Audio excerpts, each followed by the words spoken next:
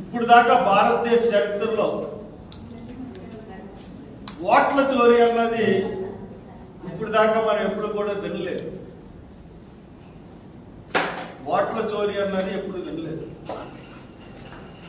ఎంత దారుణంగా ఓట్ల చోరీ చేశారంటే,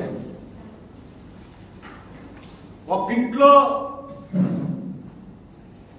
అసలు ఎవరో మోడల్ అంట, బ్రెజిల్ మోడల్ అంట, ఆవిడ ఫోటో.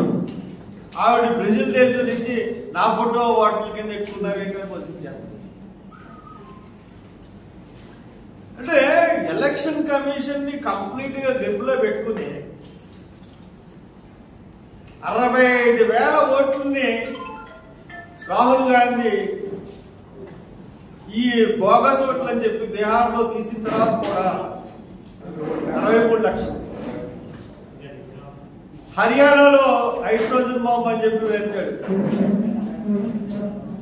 ఎన్ని బోగస్ ఓట్లు పెట్టి ఒక ఇంట్లో 119, 120, 150 అడ్రస్ లేని ఇళ్లలో కూడా బోగస్ ఓట్లు.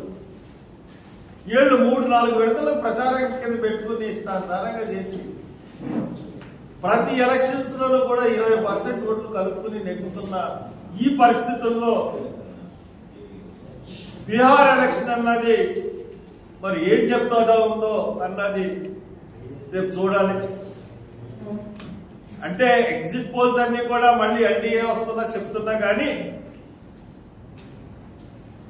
దాన్ని రేపు పూర్తిగా పరిశీలించిన తర్వాత కూడా తర్వాత మనం ఏమైనా చెప్పగలం. ఇప్పుడు జరుగుతున్న ఎలక్షన్స్ అన్ని కూడా ఇంచుమించుగా బోగస్ ఓట్లతో జరుగుతూ ఉన్నాయి. నేను అడుగుతా ఉన్నాను, ఎందుకు ఆధార్ని ఓటర్లతో లింక్ చేయట్లేదు? ప్రతి దానికి ఆధార్ని లింక్ చేస్తున్నారు. ఎందుకు ఆధార్ని ఓటింగ్ తో లింక్ చేయట్లేదు? కాంగ్రెస్ లింక్ చేయలేదంటే అప్పుడు ఆధార్ కొత్తగా తీసుకొచ్చారు. అప్పుడు ఆధార్ అన్నది దేనికి లింక్ అవ్వలేదు.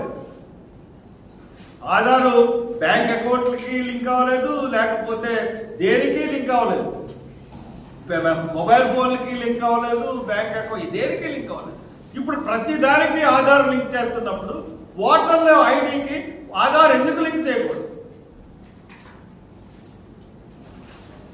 అది చేసి మామూలు బ్యాలెట్ పెడితే ఈ యొక్క బీజేపీ యొక్క నిజమైన ఓట్లు బీజేపీకి ఆర్ఎస్ఎస్ కి ఎంత వస్తుందో అన్నది ఖచ్చితంగా తెలుస్తుంది. దాని ద్వారా నిజమైన ప్రజాస్వామ్యం పరిరక్షిస్తుందని నా ఉద్దేశం.